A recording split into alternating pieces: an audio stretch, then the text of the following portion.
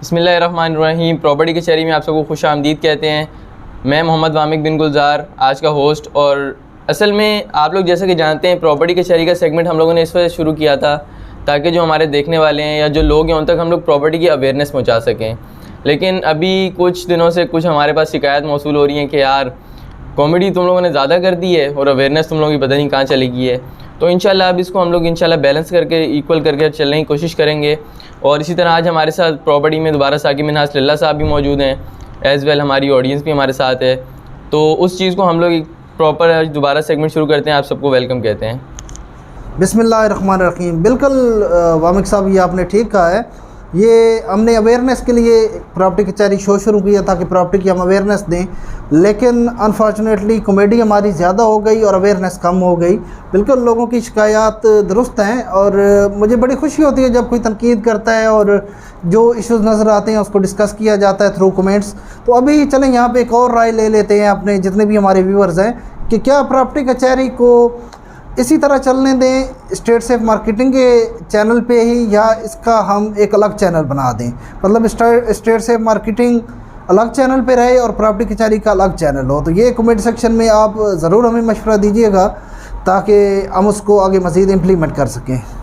Sir awareness तो काम तो तुसी कोई ज़्यादा ही सीरियस लै लिया। प्रॉपर्टी ना तुसी इस्तिखारे तो कम भी शुरू कर देता है, ना तस्मी चे भी चक्की वे हो। नहीं यार, ये तस्वीर इस्तिखारे के लिए नहीं है, ये तो अपना मेरा ज़िक्र होता है। और दूसरा मैं तुम्हें बताऊं कि इस्तिखारा इस तरह होता भी नहीं है। इस्तिखारा का एक अलग प्रोसीजर है, वो तो बस अब एक मार्केट के अंदर कुछ शोबाज बैठे हैं ढकोसले कर रहे हैं, लेकिन ये तस्वीर से इस्तिखारा होता नहीं है। शुक्र है आज हमारे होस्ट की नींद पूरी है, वरना हर शो में ये सो रहा ही होता है। यार अभी मैंने तुम लोगों को समझाया जुगते कम करनी है, अवेयरनेस ज़्यादा देनी है। तुम लोगों की वजह से हमारे शो में कमेंट्स आ रहे होते हैं कि जुगते कर रहे हो, तो तुम लोग फिर शुरू हुए हो। इंसान बनो। हमारे होस्ट साहब कुछ ज़्यादा ही गुस्सा कर गए हैं, तो चलो हम अभी थोड़ा सीरियस होकर प्रॉपर्टी कचहरी के मेन टॉपिक की तरफ आते हैं। मैं हुणे ही पंजाब चो आया तो उत्थे तो प्रॉपर्टी के हवाले नाल मरले चलते हैं और इत्थे गज़ का कोई हिसाब किताब कहते हैं। हुण मैनू नहीं पता गज़ और मरले भी फ़र्क की है, उहदे हवाले नाल साड़ी थोड़ी रहनुमाई कर दो। यार तनवीर, ये बड़ा अच्छा सवाल पूछा है आपने। हालांकि ये सवाल बहुत कम लोग पूछते हैं। पता नहीं होता कि मरले और गज़ में क्या फ़र्क है, या कितने गज़ हों तो कितने मरले बनते हैं, लेकिन पूछते भी नहीं हैं।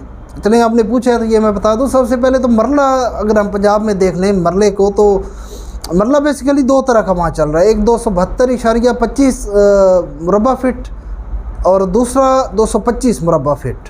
ठीक है, अगर हमारी कोई ज़री ज़मीन है तो उसको 272.25 हम काउंट कर लेते हैं। लेकिन अगर किसी सोसाइटी में कोई प्लाट ख़रीद रहे हैं तो 225 के हिसाब से 225 स्क्वायर फिट का एक मरला बन जाता है। ठीक है। अच्छा, अब हम अगर कराची आ जाएं तो यहाँ पे गज़ों का हिसाब होता है, स्क्वायर यार्ड्स का। तो इसका मैं एक आसान आपको फार्मूला बता देता हूँ कि 25 स्क्वायर यार्ड्स का एक मरला होता है। अगर आपके पास ज़मीन है 25 स्क्वायर यार्ड तो एक मरला है। अगर आपका प्लाट 125 स्क्वायर यार्ड है तो वो सीधा सीधा आपके 5 मरले बन जाते हैं। लेकिन ये मरले जो आपके बनेंगे 225 स्क्वायर फिट के हिसाब से, 272 वाले नहीं बन रहे, 225 वाले बन रहे हैं। अच्छा, ज़्यादा कटिंग पहले जो होती थी 120 स्क्वायर यार्ड की कराची में होती थी, तो वो पूरे 5 मरले नहीं बनता था, 5 मरलों से थोड़ा सा कम बन जाता था। तो 125 गज़ पूरा 5 मरले बन रहे हैं। लेकिन इसमें फ़र्क सिर्फ आपने ये देखना कि 272.25 स्क्वायर फिट के हिसाब से 5 मरले नहीं, 225 स्क्वायर फिट के हिसाब से 5 मरले 125 गज़। अभी नई सोसाइटियाँ जितनी लॉन्च हो रही हैं हाउसिंग स्कीम्स, वो 125 गज़ की ही कैटेगरी प्रोवाइड कर रही हैं। तनवीर साहब, मरलों से गज़ का तो पूछ रहे हो, कराची में ज़मीन कितनी ख़रीदनी है आपने? 2.25 गज़। कल भी मैं शकीला को सवाल पूछन डे सी प्रोजेक्ट के बारे सारी डिटेल ले रहे हैं। 700 इनक्लेव सारा प्रोजेक्ट है और GFS का प्रोजेक्ट है हमारा 700 इनक्लेव, उसकी डिटेल सारी ले के कहते हैं कोई 700 इनक्लेव में 2.25 गज़ का प्लॉट मिल सकता है हमें। लियो जी, और मियाँ तू अपने कान खुलवा, मैं 2.25 गज़ नहीं 200 गज़ की गल की सी। जी जी बिल्कुल तनवीर साहब, मैं तो पिछले महीने ही मैकेनिक को इकबाल मैकेनिक को कन खुलवाए, ऑयल भी चेंज कराया, फिल्टर भी चेंज कराया। मैंने अच्छी तरह सुनी था भी तुम 2.25 गज़ के आई। ओए फिर तुसी जुगता च पै के तुहानू क्या भी है प्रॉपर्टी दी अवेयरनेस ज़्यादा ते कॉमेडी कम। कॉमेडी काट रखनी है, कान खोल लियो, अल्लाह दे बंदे इंसान बनो। तो सर ये तो सब चलता ही रहेगा। सर मेरा एक सवाल है कि अगर एक बंदा है उसने प्लॉट लिया हुआ है और उसकी डेथ हो जाती है, उसका नेक्स्ट ऑफ किन भी नहीं है, ना उसकी वाइफ है प्लॉट लेने के लिए, तो वो प्लॉट किसको ट्रांसफ़र करेंगे? यार तो ये पहली बात तो ये है कि ऐसा हो नहीं सकता कि किसी का कोई नेक्स्ट ऑफ किन ना हो। चलो ये तो मानने की बात है कि वालिदैन फौत हो गए, बहन भाई थे नहीं, बीवी भी फौत हो गई, औलाद भी नहीं थी, कोई चाचा, कोई मामा, कोई फुफ्फी, कोई मासी, कोई उनकी औलाद, कोई तो होगा उसको क्लेम करने वाला प्रॉपर्टी का। अच्छा वैसे तो ज़िंदगी में तो कोई नहीं होते ये रिश्तेदार, जब कोई फौत हो जाता है तो प्रॉपर्टी बांटने के लिए ये पहुंच जाते हैं, ठीक है, फिर ये ज़िंदा हो जाते हैं तो कोई ना कोई नेक्स्ट ऑफ किन होगा। अगर नेक्स्ट ऑफ किन है, मतलब खाला का बेटा कोई है भी, क्लेम नहीं कर रहा, तो वो प्रॉपर्टी फिर जिस तरह चल रही है उसी तरह चलती रहती है। अगर उसने वो कोई फ्लैट घर रेंट पे दिया हुआ है तो फिर रेंट वाले के मज़े लग गए, ठीक है, उसको ना कोई अपने नाम पे करवा रहा है ना कोई क्लेम कर रहा है, तो फिर वो जो उसका बेनिफिशरी है उसके तो फ़ायदे और मज़े लग जाते हैं, वो तो उसको फ्री ऑफ कास्ट यूज़ करता रहता है। लेकिन ऐसा मुमकिन नहीं है, नेक्स्ट ऑफ किन ना भी हो तो निकल आता है। सर अकॉर्डिंग टू तैयब अगर कोई भी नहीं पिछे बचता ना, सारे ही मर गए ना, फिर कोई परी जात ही है जिद्द ना कर दियो तुसी, क्योंकि जेड़ा भी मालक मरदा ओदी जायदाद अगर कोई ना पिछे होए तो परी जात ही ना होंदी है। शबाज यार, जदों भी मारदा कोई बोंगी ही मारदा, कोई चज्जी दी गल ना कर। मेरे ख्याल में ऐसा ही है। शबाज कहता तो ठीक है, ऐसा ही होता है। होता तो ऐसे ही है, लेकिन झुकते झुकते बंद करो नहीं तो खान आ जाएगा। कौन खान? केड़ा खान? किस दी गल कर रहे हो? अब गल नू छोड़, तेन को कहानी नहीं सुनी तू? पुराने ज़माने च बच्चे सौंदे रहे तो माँ अपने बच्चे ने कह दिया बेटा सो जा नहीं तो गब्बर आ जाएगा, नहीं तो यही हूँ सानू जिस टाइम जुगता कर दिया तो साढ़े दिमाग में यही ख्याल आ जाता नहीं तो खान आ जाएगा, जुगता बंद कर दो। केड़ा खान? केड़े खान की गल कर रहे हैं? मैंने कोई समझ नहीं आ रहा। जान दे, तू नहीं जानता, वो अब्दुल्ला विली जाला खान है, पर्दे च रहन दे सारी गल। अच्छा तू नहीं जानता, रान दे। हाँ खान वाली गल तुसी पर्दे च ही रान दो तो भलाई है, नहीं तो खान आ जाएगा। इसलिए ज़्यादा अवेयरनेस फैलाओ और जेड़ा कॉमेडी शेडी है ना थोड़ा बंद करो। सर मेरा भी एक सवाल है थोड़े तो इन्हें तो छोड़ो तुसी, नहीं तो मैं तो खान तो काफ़ी डर लगता है। मेरा सवाल ये है कि GFS बिल्डर हैं, ये वक्त से पहले कब्ज़ा और वक्त पर लीज़ कैसे दे देते हैं? और जैसे कि अगर हम बाकी बिल्डर्स को देखें तो वो 5 साल का प्रोजेक्ट है तो लमका के 8 साल तक 10 साल तक लेके चले जाते हैं। GFS बिल्डर का ये क्या राज है, आप बता दें। जी शबाज, असल में बात ये है GFS बिल्डर्स एक बड़ी प्लानिंग और स्ट्रेटजी से काम करता है, ठीक है। वक्त से पहले जो ये कब्ज़ा देता है ना, असल में बाकी जितने भी लोग हैं ये अलग तरीके से काम कर रहे हैं, लेकिन मार्केट के अंदर GFS बिल्डर्स एक डीलरशिप के थ्रू काम कर रहे हैं। GFS के डीलर्स हैं, वो अपने डीलर्स को एक जो उसकी कास्ट है उससे कम पे फाइल्स देता है, फिर डीलर्स को अच्छा मार्जिन मिलता है, डीलर भी कमाता है, जो एंड यूज़र है उसको भी फ़ायदा होता है। तो GFS के पास उस तरीके से फ़ंड बहुत ज़्यादा जनरेट हो जाता है, उस फंड को वो यूटिलाइज़ करता है। अच्छा फिर लोगों का ये सवाल होता है कि बहुत ज़्यादा प्रोजेक्ट इसने लॉन्च कर दिए हैं तो ये तो फ्लॉप हो जाएगा, तो ये कुछ भी नहीं होता।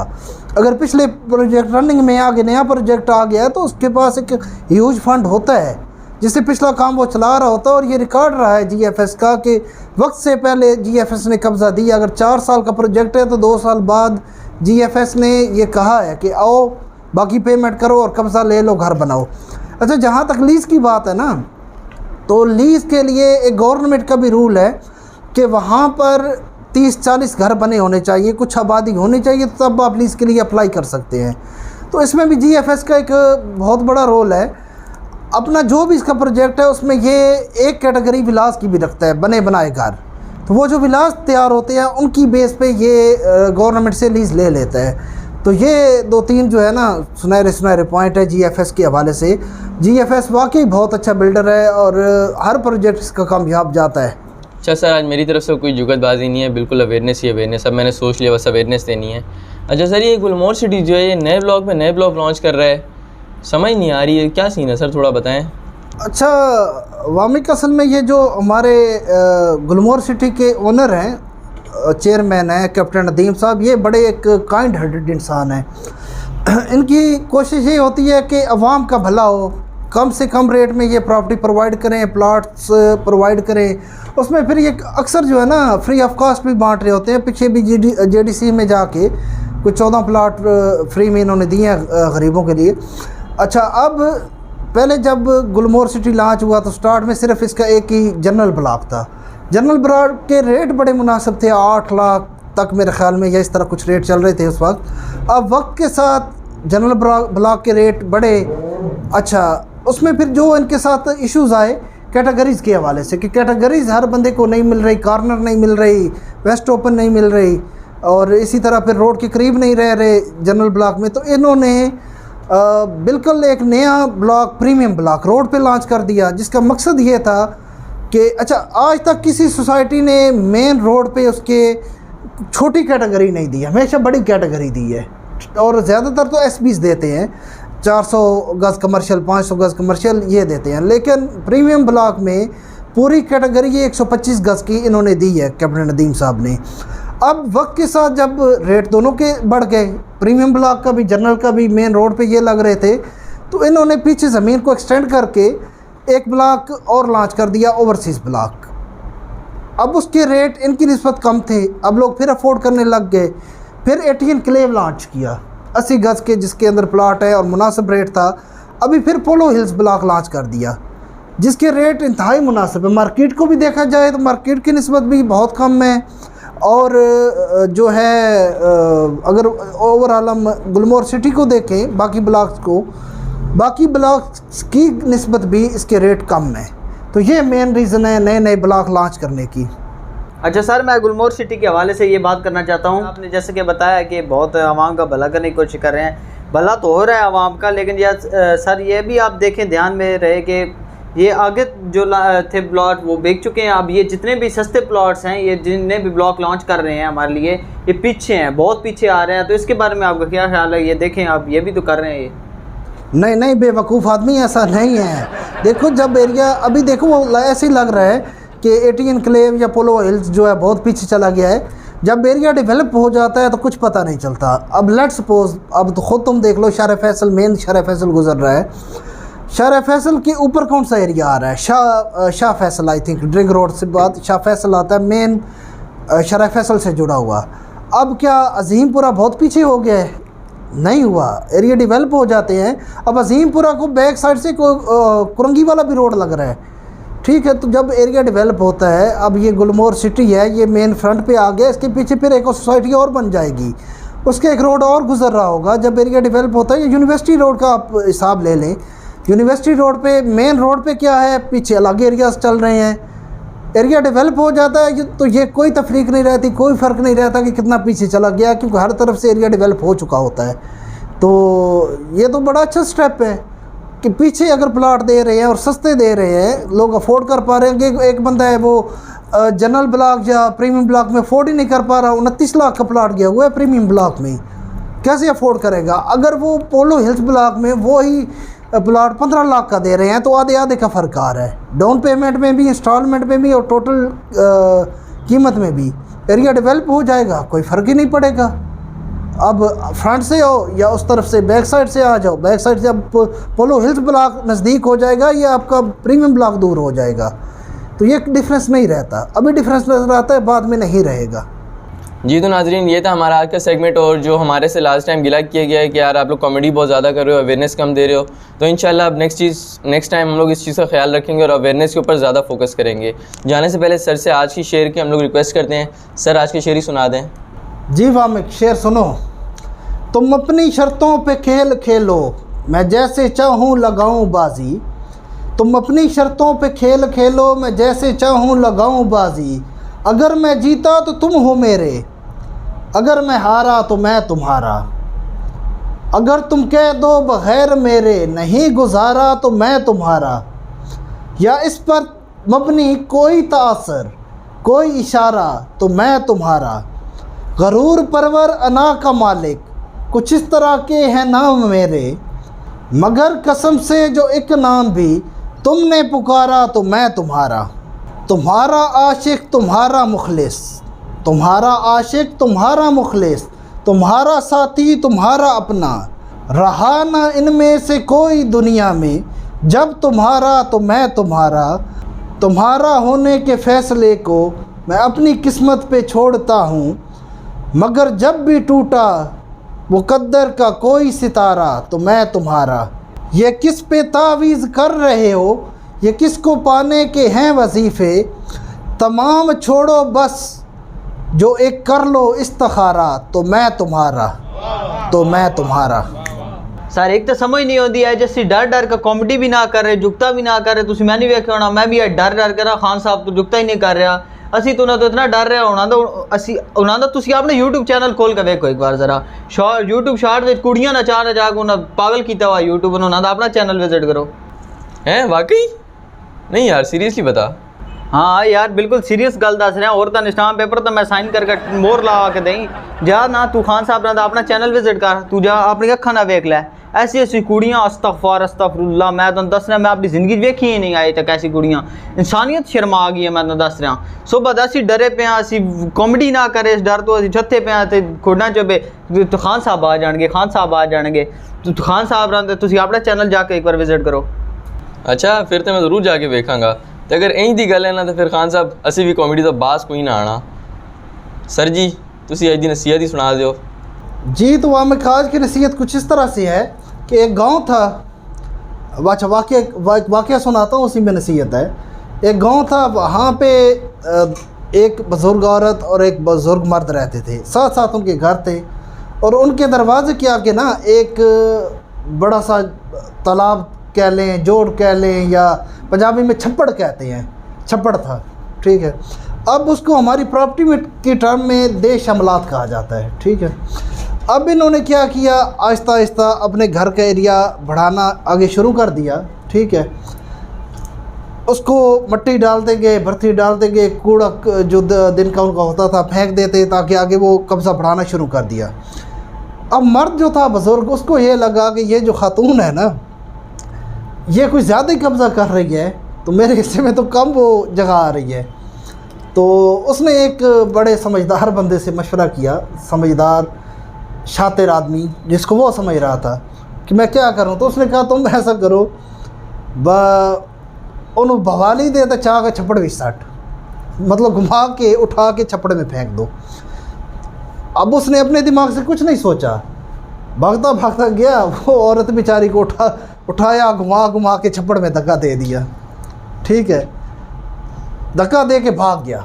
अब वो औरत बेचारी डूबती डूबती बच गई, आखिर मरी नहीं, बाहर निकली जैसे तैसे। जैसे ही बाहर निकली तो आगे वो ही सियाना बंदा खड़ा था जिसने मशवरा दिया कि जाके छप्पड़ में धक्का मारो, ठीक है। तो अब वो बंदा औरत को निकाल के कह रहा है कि तुम जाओ और थाने में जाके इस पे पर्चा कटवा दो। और औरत को उधर दौड़ा दिया, औरत ने जाके थाने में पर्चा लिखवा दिया इस पे। वो बंदा गिरफ्तार हो गया, अदालत में केस गया, लाखों रुपए दोनों पार्टीज के लग गए। सियाना जो है ना, उसका कुछ भी नहीं गया। तो ये मामला आजकल हमारे क्लाइंट के साथ भी हो रहा है। अब क्लाइंट हमारा यहाँ आता है, टोकन करता है या बुकिंग करवाता है या डिटेल्स लेता है, तो वहाँ पे कोई इनको सियाना मिल जाता है। सियाना इनको जनाब, अच्छा सियाना ना खुद दफ्तर आया होता है, ना कंपनी की अथेंटिसिटी का पता होता है, ना कोई साइट विज़िट की होती है, ना प्रॉपर्टी का कुछ पता होता है।